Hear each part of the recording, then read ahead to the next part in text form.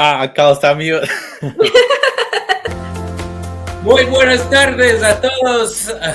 This is live, and this is how you know it's live. We roll with the punches. My name is Kyle Gomez-Lineweber. I'm the Director of Policy and Advocacy with Galeo, the Galeo Impact Fund. We have a really exciting episode today. We have lots to talk about, from what's going on in the world to legislative session just ending here in Georgia. And then, of course, April. It's the month of April. It's springtime. The pollen is getting to me. I don't know about Marifer and Alberto, but I'm struggling.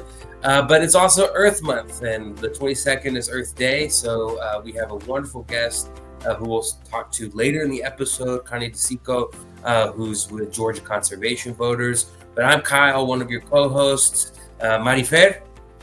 Hi, good morning, everyone. Like Kyle said, my nostrils are yellow from all the pollen. So I'm just trying to get through this season by finishing all of my Zyrtec. And again, for those of you who have not... And that's not a product endorsement, everyone. Just want to be very clear. Oh, yeah. Oh, yeah. We should get on that for next show. I'm also the program coordinator for leadership development at Galeo. I am tuning in from Ellenwood, Georgia. I don't know where you guys are from, but let us know in the comments. Kyle, I think you're in Gainesville. Alberto, I'm in Gainesville today. Okay, you're in Gainesville today. Alberto and Dalton. I'll pass it on to Alberto. Thank you, Marifer. Thank you, Kyle. Hey, everyone. Yeah, really excited for April. Can't believe it's already almost a third of the year, but we're excited to be with everyone. And yeah, Marifer, you are correct. I'm here in Dalton. For our listeners, let us know where you're tuning in from. Let us know your favorite part of that city, and we'll surely highlight it in the next episode. But as Kyle will say, April is moving fast. We have a lot to talk about. We have great guests and great information coming up. So everyone, thank you for tuning in. Stick around, and El Pueblo Unido will be right back.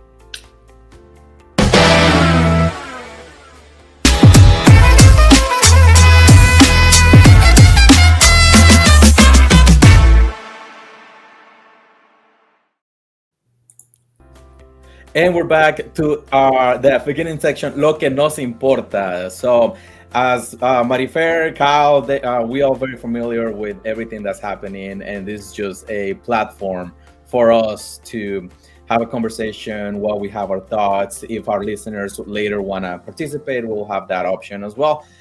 For me, I would like to start something maybe not on the positive news, but we have the Georgia election officials are planning to cancel somewhere in the 400,000 voter registrations this summer, just because it shows inactive, or there might be some type of inaccuracy on the registration. So for our listeners, family members, neighbors, it's always very important to go to check your voter status, make sure you're active. You can also check on our webpage, I Am Galeo, and we will have information and resources where you can check if your voter registration is updated. Right, Kyle?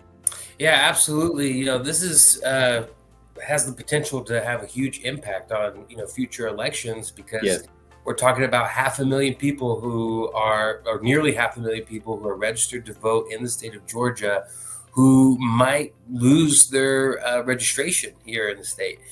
So please, check up on your voter registration. Go to the Secretary of State's site. Make sure you're registered to vote. And if there's any information you need to update or correct, do that sooner rather than later, because there are no real off years. We'll talk a little bit about how there's an important election this year here in the state of Georgia. So please stay updated, especially if you haven't voted in recent elections. Your status in particular might be impacted. Mm-hmm. And I don't know if I'm crazy for saying this, but I think once you're registered, you should stay registered, like a lifetime registration. Yeah. No, I think that's definitely, everyone here's position. It's problematic, and it hurts the work that we do, that Alberto and his team do, to keep our community as civically engaged as possible. and staying up to date on your voter registration status has always been important, but has never been more important than it is now.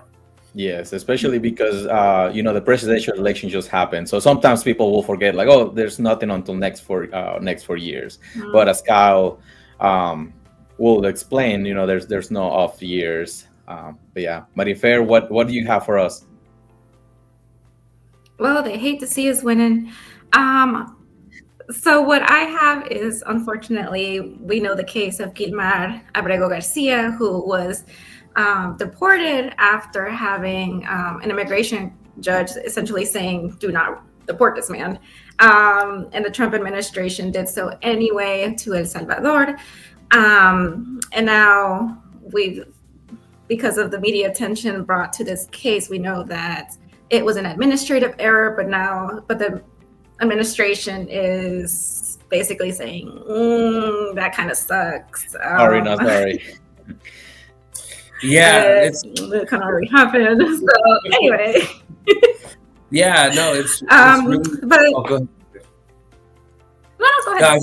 I was just gonna say, that's this is something really problematic that we're seeing, because we're seeing people who have no business being deported, being placed in detention, being detained and being deported.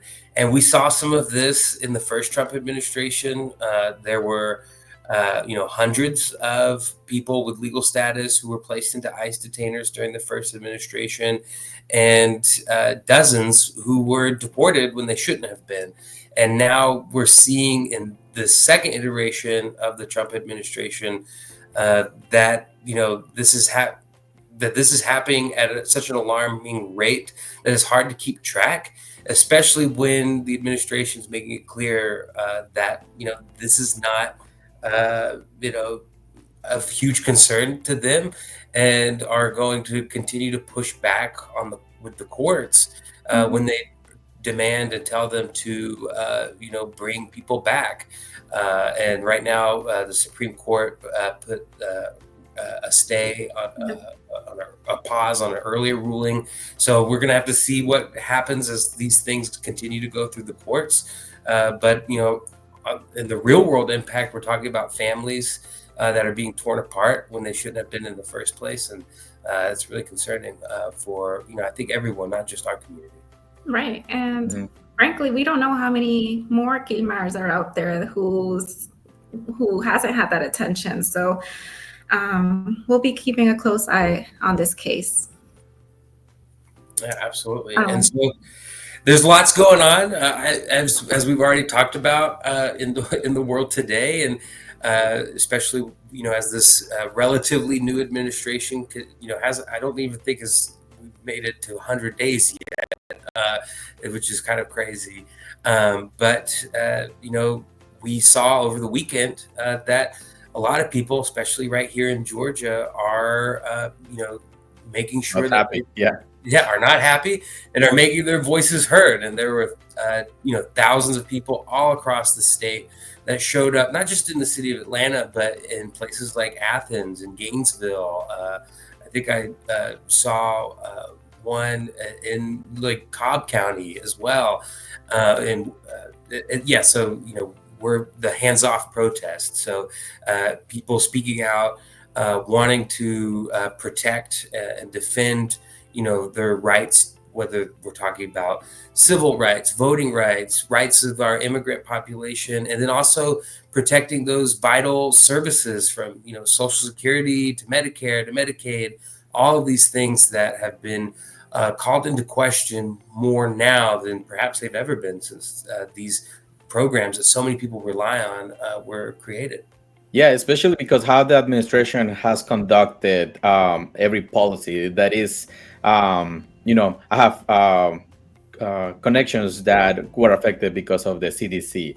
And then I have other people that got affected because of the parks closure. So that what these protests across the country were of, that people are not happy on how the administration is following along with something that just in reality doesn't make any sense. And we'll continue seeing those organizations, grassroots, sharing all the information, to stay connected, get as much information as possible. So it's just not one day that it happened, but I'm sure the community, everyone that it gets affected, will continue raising their voice.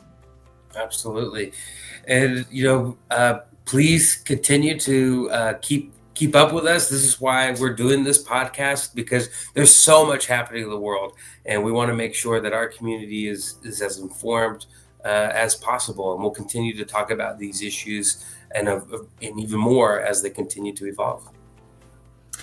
Right. And unfortunately, or fortunately, I don't know, I was in GIL this Saturday, so I was completely oblivious to the protest until I got out. But it's always good to know that I can trust you two to inform us when I'm... You too, you inform me all the time.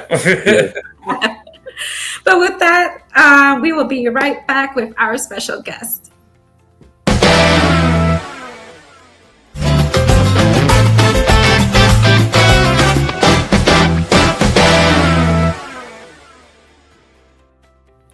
And we're back with Connie Di Cicco, who's our special guest today. Connie is the political director for GCV, or Georgia Conservation Voters. Connie, thank you for joining us today. I'm so glad that you're able to be here. And when we first talked about you being on this episode, we talked a little bit about how you kind of have an interesting resume and professional journey. So I was curious if you could just, quickly, before we dive into some of the specifics about your role and the important policy issues that you're working on, if you could talk a little bit about, your journey, your professional journey, and what ultimately led you to be involved in environmental advocacy work and working with GCV. Well, first of all, I want to say thank you so much for having me today. And I was listening backstage to everything you were talking about. These are extremely important, salient issues that we're all dealing with and tapping into. And as you were saying, I'm political director for Georgia Conservation Voters, and we deal with issues of environmental justice, and energy, and thank you for giving us space too to talk about things, because everything is under attack right now. So I appreciate the time and space to speak with you, because we are all kind of locking arms together and working together to be in a fight all at the same time. Yes, I'm happy to talk about talk about my background, which is a little unorthodox, I think. I started out in film. And so, if you ever think, yeah, exactly. I see your, Mirko, I see your expression, a little surprised. Yeah. I paid for a master's degree. I have a master's, I'm an MFA, but you know what? You're never going to have one job, right? No regrets. I started out in documentary, actually.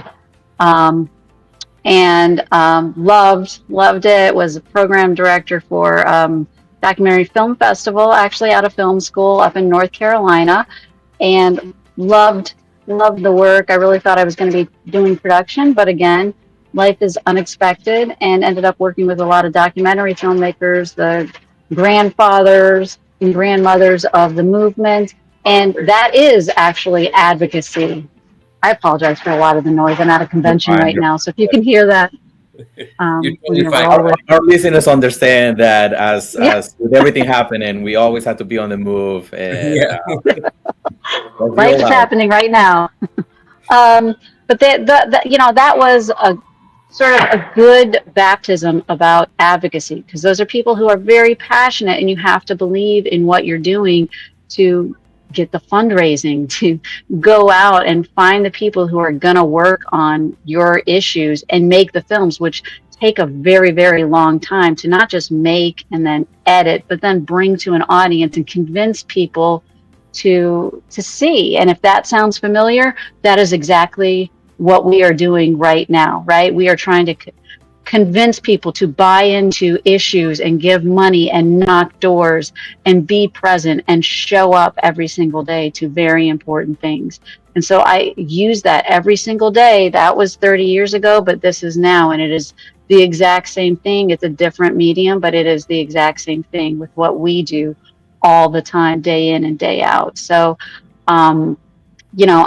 it's been a very long road, but those were lessons that I was taught back then, even in filmmaking and being part of a team and everyone having a very specific role and a chain of command and working through from the best boy to a grip to the AD to the director and the producer. You know what you're doing.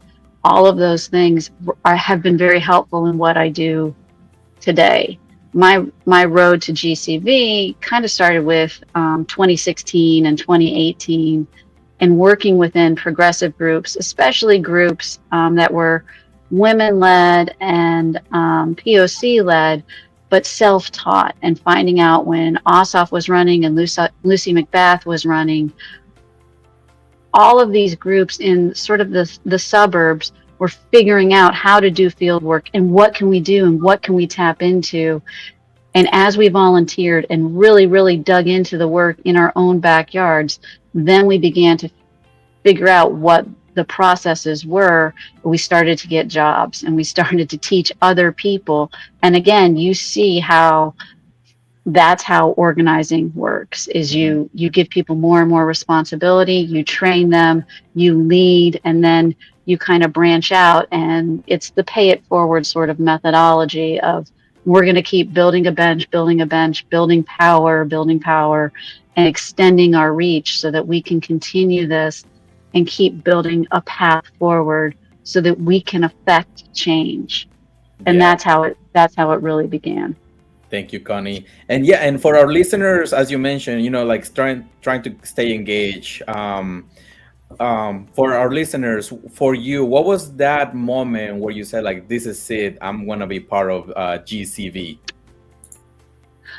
I was working in your questions are just amazing.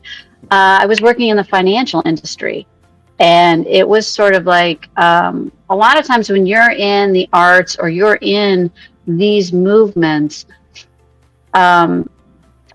you have to do things to get the bills paid, right? And that's what I was doing. I was doing a lot of work that was not rewarding. That is not in helping. I will say, rich people get richer, and you're not doing something that really enriches your own soul and affects change and does something for you, your children, the future, and you can see the fires on the horizon, and you need to be a part of that. So it was a call to really, I have something more that I can be doing. I know that I have, if you think of it, however you want to think of it, gifts, talents, whatever, that I can be putting to good use. And at the end of the day, I look at my children and I say, if you do one good thing today, one good thing for one person, at the end of your life, you're done, right? You will have a lifetime of good deeds. So in terms of my own self, it is, if I can just put myself to good use, doing whatever it is I was meant to do, that is my role. And I look at my work with GCV. I'm not trying to make myself sound like it is just like trying to do something good right now when there's a lot of good that needs to be done. It's kind of like that simple. I think that's so important, Connie, because I think I forget who, but I was actually, no, I was the Cory Booker's speech, whose 24-hour speech, or really 25-hour speech that he gave. At one point, obviously I didn't listen to the whole thing, but I caught glimpses of it, and he said, don't become overwhelmed by everything that you don't do anything, that you don't do something. And I'm so glad that, in this movement, in this space, you're using your skills and your abilities and experiences as diverse as they are to, make positive change and impact change. And, obviously GCV is focused on environmental advocacy, right? And I think a lot of times, when people think about climate change, environmental advocacy or issues, they think about the wildfires in California I think about the floods or the huge hurricanes that we see that are typically in places like Florida or along our coast, and it can sometimes be difficult to understand how these issues impact Georgians, right? We talk about how diverse of a state Georgia is demographically, but Georgia is also very, has a lot of biodiversity, right? We have the North Georgia mountains, we have the Georgia coast, South Georgia, the metro area, and environmental issues impact all of those regions. And so I was wondering, if you could speak a little bit about what, from your perspective, are some of the biggest environmental issues facing our states, or our state, I should say, in its various regions right now.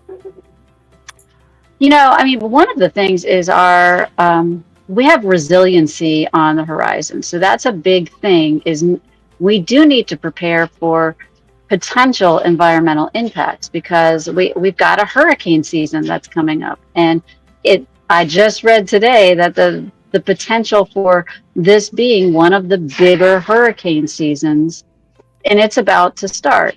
And we do need to plan for that resiliency and put things in place so that we can be prepared, because that's exactly what you're talking about, is the difference between the northern part of the state, the coastal part of the state, all of our agriculture.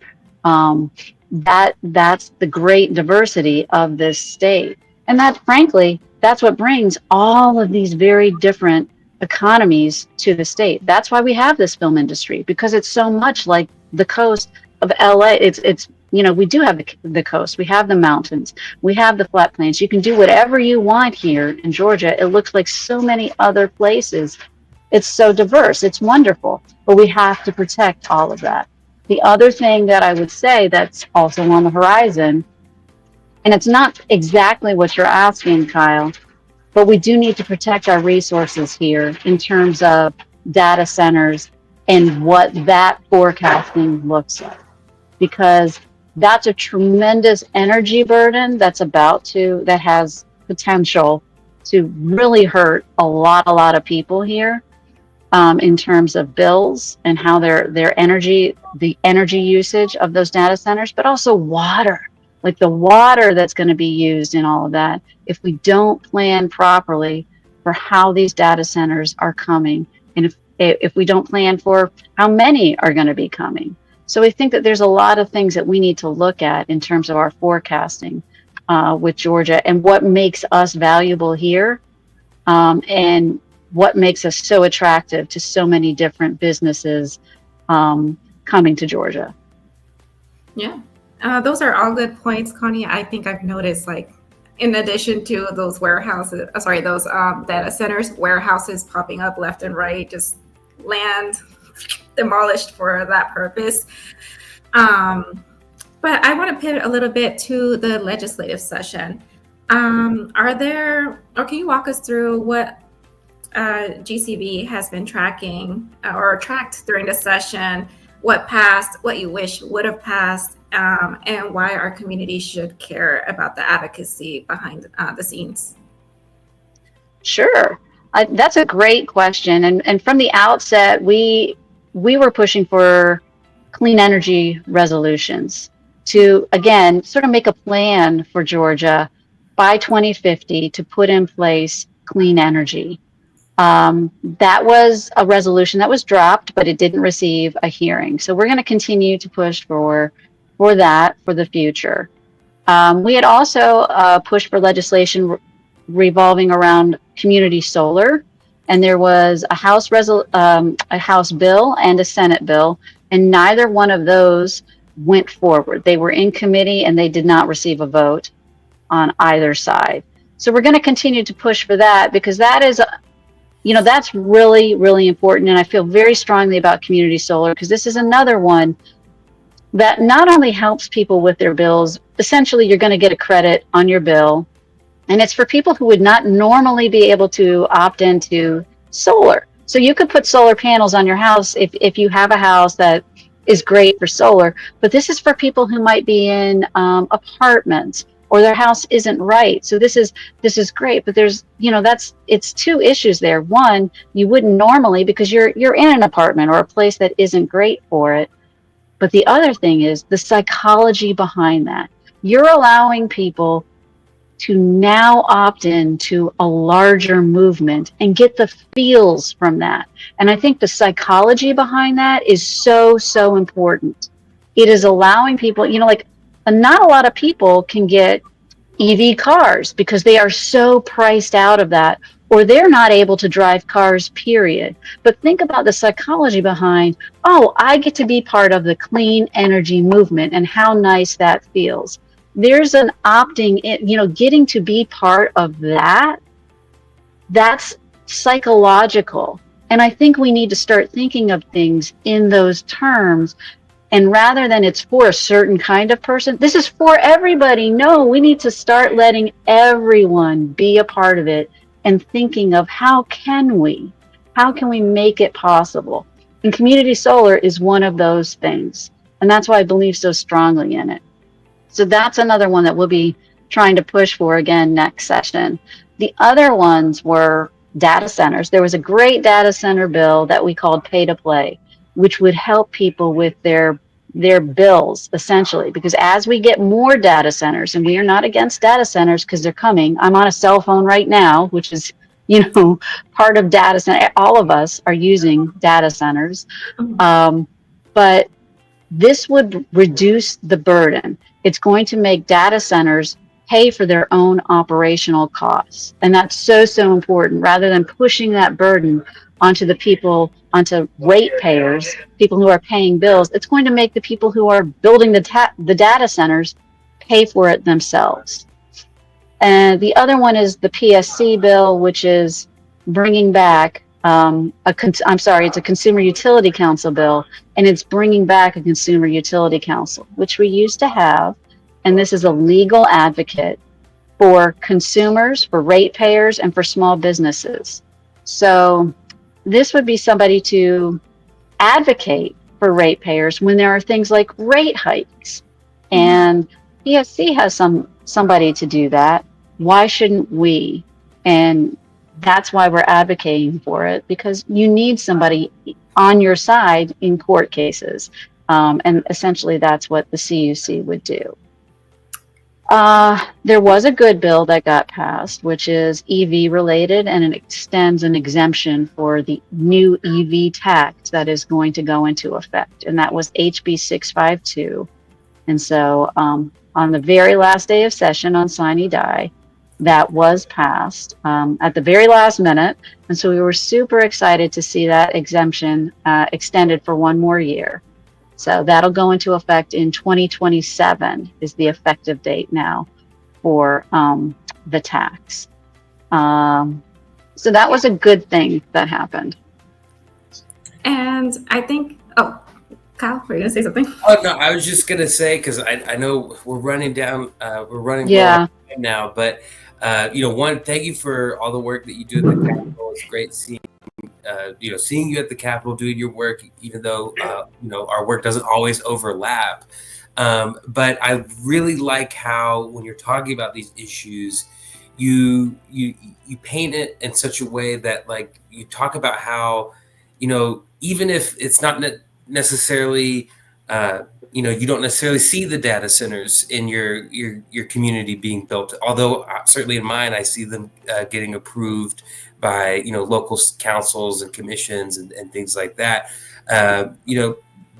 All of this has the potential to impact everyone, and especially working people, especially people who are stretching those dollars. And especially in a time right now where everyone is stretching their dollars more than they were a few years ago. I wanted, to that end, I want to ask you about the Public Service Commission election. We're having our first PSC election in, I think, 5 years now. Yeah. It was a long journey just to get to this election, but everyone knows about, like, the presidential races, and most people have an idea of the Senate elections or the gubernatorial elections. very few people have any idea who their public service commissioner is, what a public service commission does, and when that election is. Can you talk a little bit about, the public service commission, why this election is so important and should be important to all Georgia voters? I know we are short on time, so I would do my best to kind of give a brief overview. There are 5 public service commissioners, and what they do effectively is they look at Georgia Power, and they look at how the rates are set, kind of like in a nutshell. They monitor power rates, and they kind of are in charge of making sure that the rates are fair. Now, the 5 seats are district based, and you can look at the PSC map and see what the districts are and where you fall in to the map. However, even though there are 5 districts and you have to live in the district to run for the seat, the elections are statewide.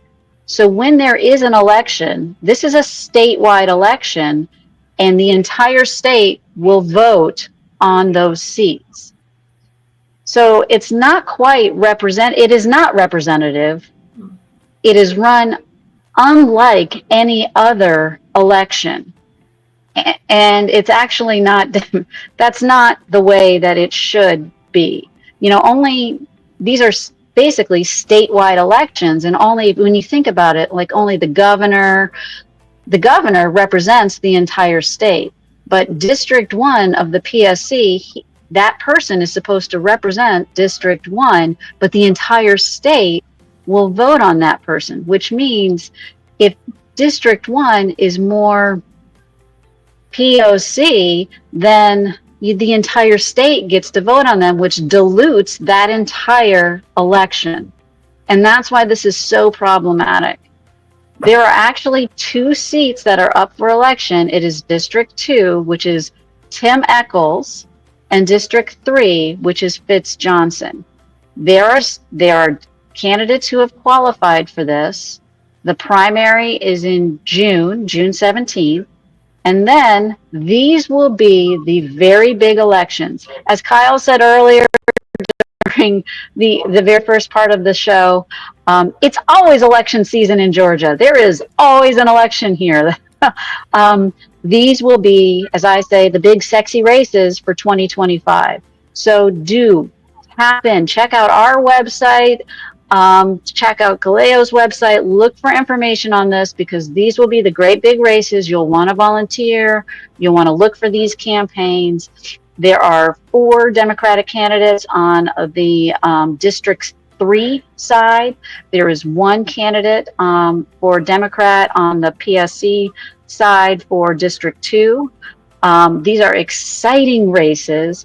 And if you have high Georgia Power bills, this is something that you will, and I guarantee you have, because Georgia Power has raised your rates 6 times in the past 2 years, which means $43 a month. That's $500 a year. Okay. So that is a lot. That's not pizza.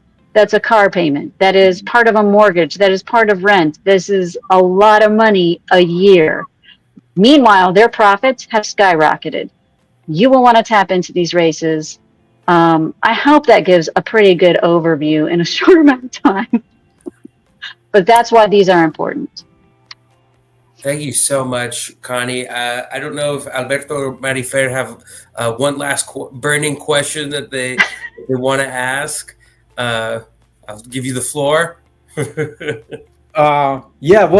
Just to end on a positive note, Connie, what gives you hope right now, working for GCV or the state of Georgia, that for a bit brighter future?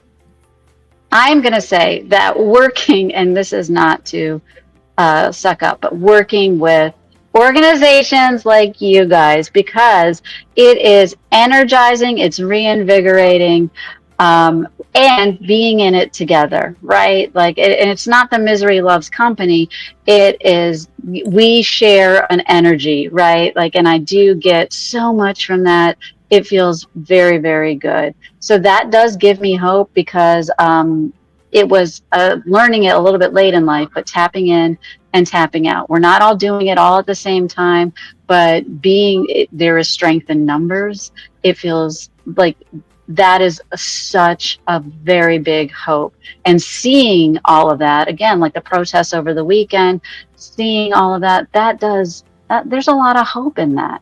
It's not all lost. There's a lot of opportunity here. There's a lot of creativity. There's a lot of people. So I do get a lot of hope from that. And I thank you guys. This is so good. It's very good for the soul. Thank you for having me, and again, for making the space and the time.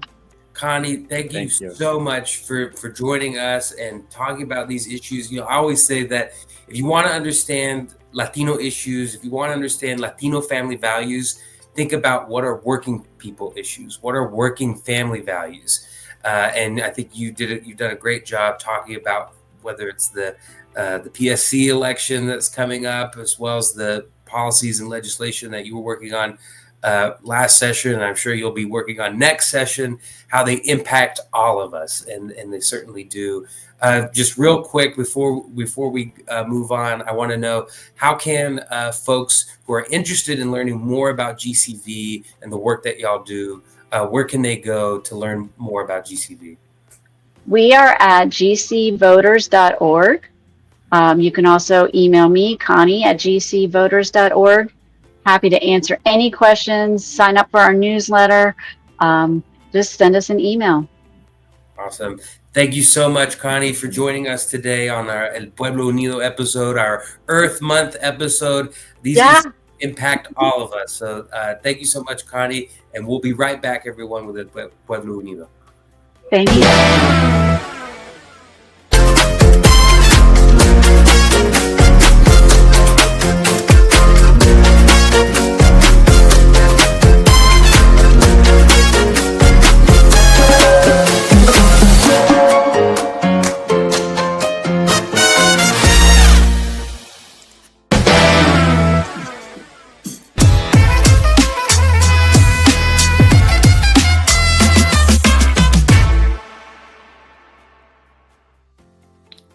Hello, everyone, and we're back. In my next section, Latinos en Acción, because it's Earth Month, I have my great friend Jennifer. Before we start with what we have coming up, Jennifer, introduce yourself to our listeners, please. Hi, my name is Jennifer McLaurin. I'm the park naturalist with DeKalb County Parks and Rec, and I'm the naturalist that is at the Embark Community Youth Farm that's located in Lithonia, Georgia. Thank you for having me. Nice to see you. Thank you. And again, thank you for making the time. I know April is a big month Yes. in your current role, but we'll show the first event that we have that we like to promote within the community. It is a collaboration with LCF and Galileo. It's a 2-mile hike. Jennifer, have you done something like this in the past? Yeah, hiking is a big part of my life. I like to hike. It gives me a connection to nature, a way to chill out, to not be on technology. I think it's really, really important. And you get to meet some like-minded people and learn from other people. So I think it's an awesome thing to do. And it really doesn't cost any money. You can go on a small hike in just tennis shoes if you want to. So this is awesome. Yeah, exactly. We're really excited. Again, we invite anyone in our community. For our listeners, we will have a bit.ly QR code on the screen. You can scan it, you can register. As Jennifer mentioned, just bring comfortable shoes, bottled water, and sunscreen. It's only going to be a 2-mile hike with 203 elevation, so it shouldn't be that difficult. And for our next, and that will be April 13. So this coming up Sunday from 11 a.m. to 1 p.m. I'm really excited, Jennifer. Now for the big event, and then we'll have coming up on Embark. Jennifer, help us, help me see what I can expect from this event. Thank you. Thanks for highlighting it. And as always, we're so happy to have Galeo out to the event as a partner and providing some volunteers. This is to celebrate Earth Day, Earth Month, and we try to highlight different groups. You'll have kids' activities. We'll be in the garden. We're going to be in the field. We kind of consider Earth Day every day, but we'll have kids, you can throw frisbees. We are inviting some of our sister golf courses, Sugar Creek and Mystery Valley, that are under DeKalb, and kids can learn how to get golf balls. We'll have face painting, a DJ, and a lot of environmental crafts. People can go for a hike. So it should be a really, really fun day. And if they just scan the code, and they'll lead you to Eventbrite and just register so we know. If you're coming out, we do a fall festival every year where you park off site, but for this Earth Day, parking's on site at the youth farm, and we're pretty excited about it and looking for maybe not to have so much pollen that day. I think we'd all would benefit from that quite a bit. Yes, this pollen season has been crazy. And Yes. yeah, I'm really excited. Again, Here is this too. a free event? Is this Yes. it's a free event? Yes. Again, for the community that have not been in Embark, it's a really beautiful place. Thank you. Every time I go, it's just like all the nature. It is close to the city, but yet when you are walking to the trails, there's so much good happening. So again, thank you for being part of Embark. Tell us what can they expect at the event or after anything Embark is working. So you'll be able to walk through our beautiful teaching gardens. You'll get information and can touch and feel pollinator garden plants. We have a new 2 blackberry trellises that we're pretty proud of. Our beekeeper from the Atlanta Bee Company will be on site, and so we'll have observation hives. We will have different agencies that we have not had out before that we're excited to have on site. We'll have DeKalb Library, the Georgia Arborist Association. We'll have a face painter that's she's great. We have some small food vendors. We also, you guys, Galea will be out there as well. You can tour the greenhouse. Just bring a blanket if you want to bring a picnic and come hang out. We have some events, and if people go around and fill all the little forms out, then you'll be able to take home some plants. We're going to highlight some flowers this year and some couple vegetables and things like that.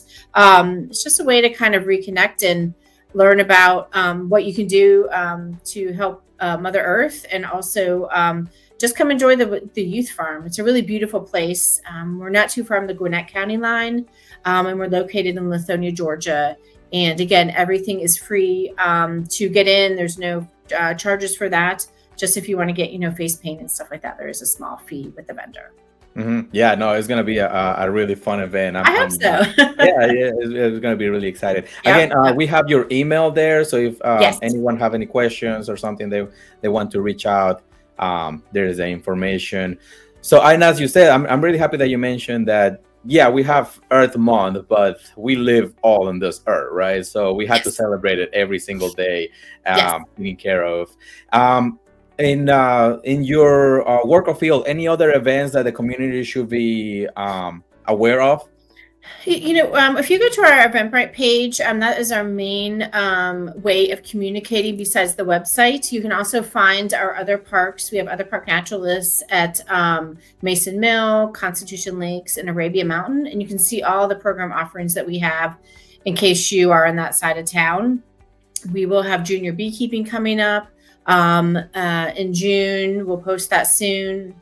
We're going to be doing a summer camp for rising 3rd, 4th, 5th, and 6th graders. We'll be posting that in about 2 weeks. And that will be through DeKalb County Parks and Rec. And it will be the same price for everybody as our other parks, which I think is $60 for the week. And that is for DeKalb residents, and maybe I think it's $66 for non-DeKalb residents. So that's our first year of offering summer camp for those ages. So stay tuned for that. And if there's anything that anyone is interested in that we're not doing that you've heard about, just let us know, and we can probably fulfill that request so that we're really reaching the community's goals and what they want to see and do, because there's a lot out there with the environment. Yes, that's one of the first things that I learned when I went to MBAR was about pollinators. And it's something that I overlook. But if would you like to go more into details of why is gardening important?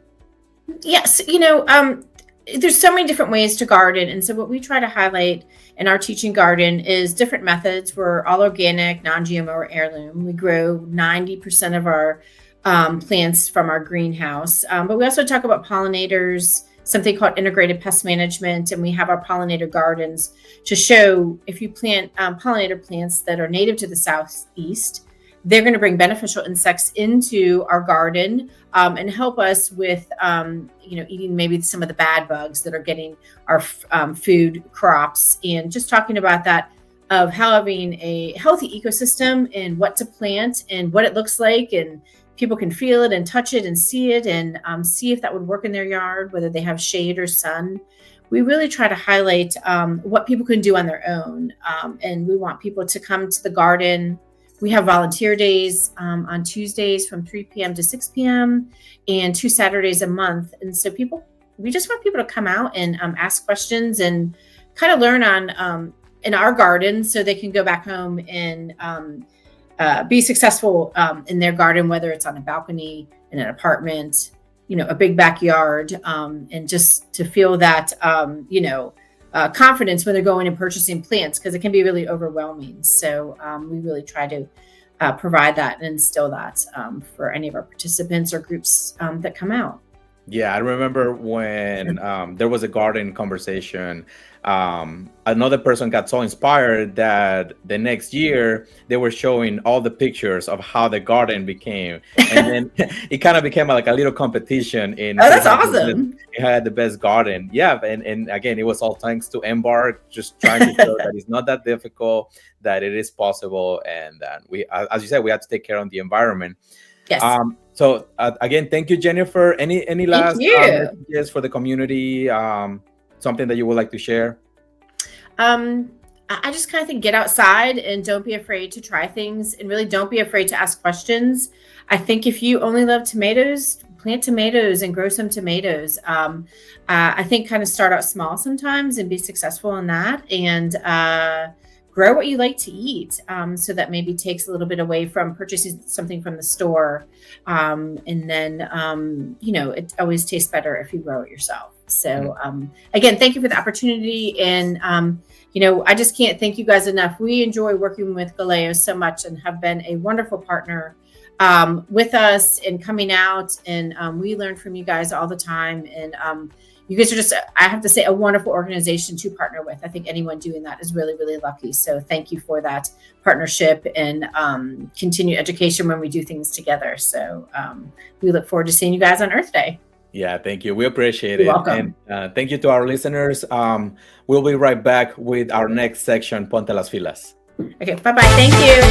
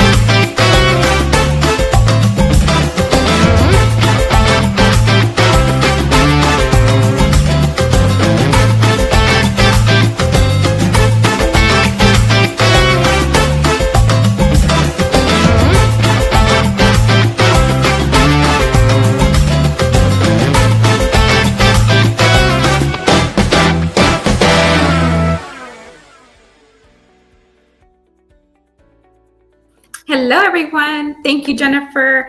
I will say the only thing I can grow, and I love gardening, are tomatoes and chiles, and sometimes snap peas. So those are relatively easy. Everything else, the bugs get them. Oh, yeah, and strawberries. For now, I do want to talk about the Leyendas essay contest. As you guys may have been aware from previous episodes, that was going on during February and March, and we finally have our winners. And at least for the 3 years that I've been overseeing this contest, we had a record number of submissions, around 80 submissions this year, which is amazing compared to last year where we only had 30. So thank you to the community for applying. And I want to highlight the winners. For the adult category, in first place, we have Juan Rayo. In second place, Linda Rocio Ambrosio. And third place, Wiley Lam. For the high school and ESOL categories, high school, first place, Alexander Maldonado. Second place, Cindy Arroyo. Third place, Adelaide Banks. And of course, our ESOL winners, first place, Betsaida Domingo Garcia. Second place, Hannah Lang. And third place, Leonel Galvan. So congratulations to them. I read many of their essays, so I have staff, GLC members, and they really did highlight the importance of agricultural workers, farm workers here in our state, and why organizing is important for their rights, better working conditions, acknowledging their basic needs and humanity, but also understanding the importance of peaceful protesting. And for those of you, for our winners, they will be attending the Capitol reading on Friday, which is open to the public. It's free. We'll have snacks. This is a picture from last year with our winners, which was a good time. We had representatives as well show up, and we will again this year. And afterwards, our favorite policy director, Kyle, is going to host a tour of the Capitol, a quick tour for those, especially for those who are visiting the Capitol for the first time. So I invite all of you guys to join us this upcoming Friday from noon to 1 for the essay reading, and then stay a little bit after just to join us on the tour. Yep. And that was a picture of our previous winner for those of you watching us live. But that is all I have for today. I just want to thank everyone in the community who is joining us, and especially our keynote speaker, Rosario Palacios, who has done a lot of amazing work for the agricultural business here, or sector here in the state. For now, I'll just pass it on to La Pinche Política. Thank you, everyone.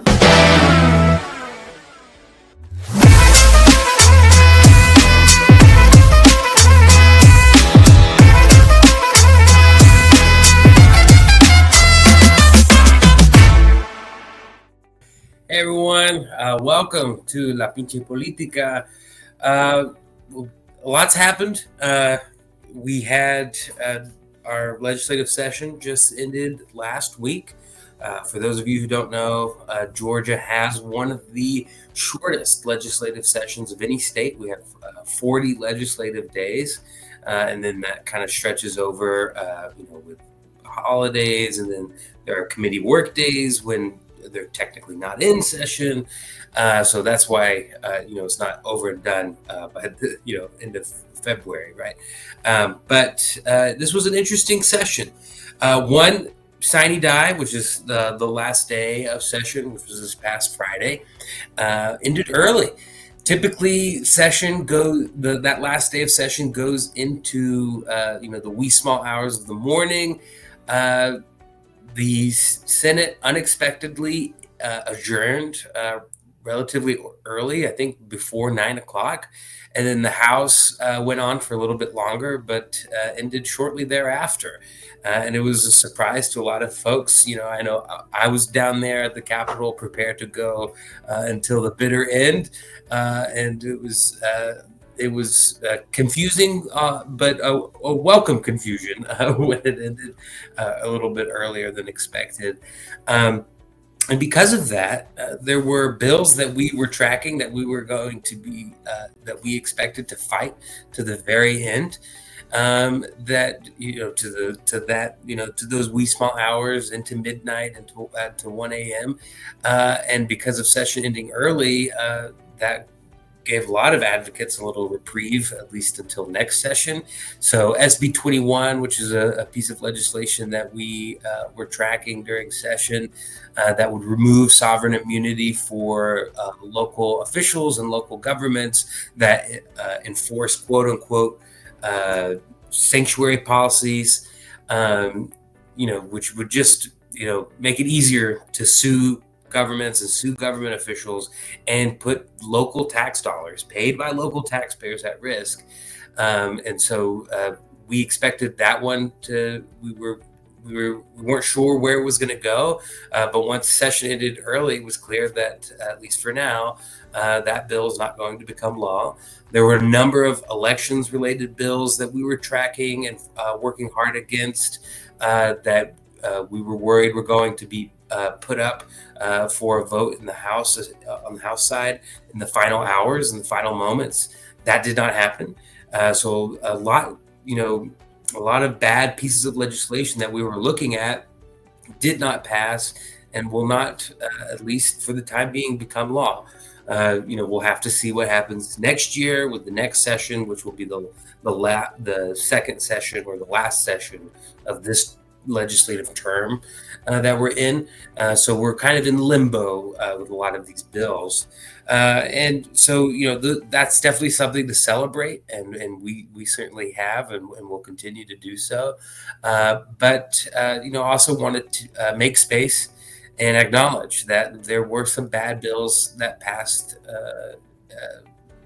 out of this session, were signed, and some of which were signed into law. This was a bad session for our LGBTQ plus community.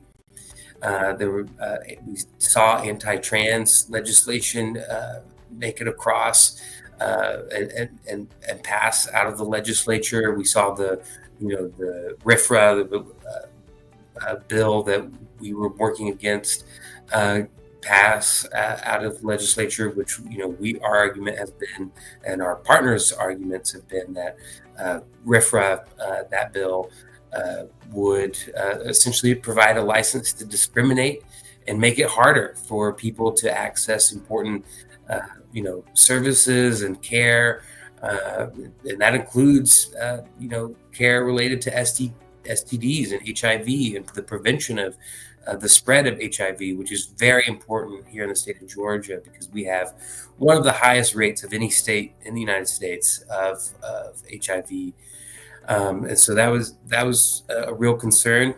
And then, to the point about the anti-trans legislation that we saw make it out, we know that we have a very diverse Latino community, and there are a lot of assumptions made about our community. But an interesting data point that I learned about not too long ago is that nearly a quarter of folks who identify as trans in the United States are also a part of our Latino and Hispanic community. So these anti-trans policies and legislation, they will have a disproportionate effect on our community, and so that's cause for concern as well.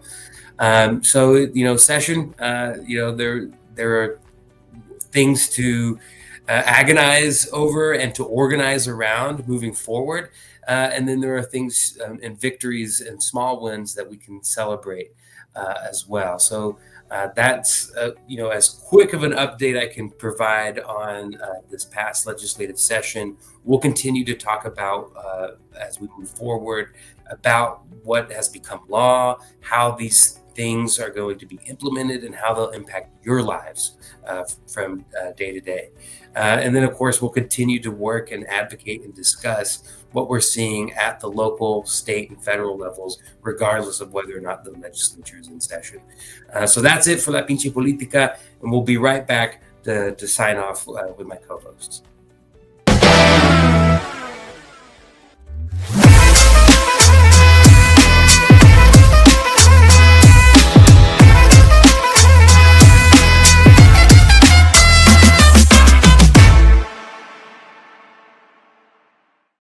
we are back. What a great episode. Can't believe it goes fast.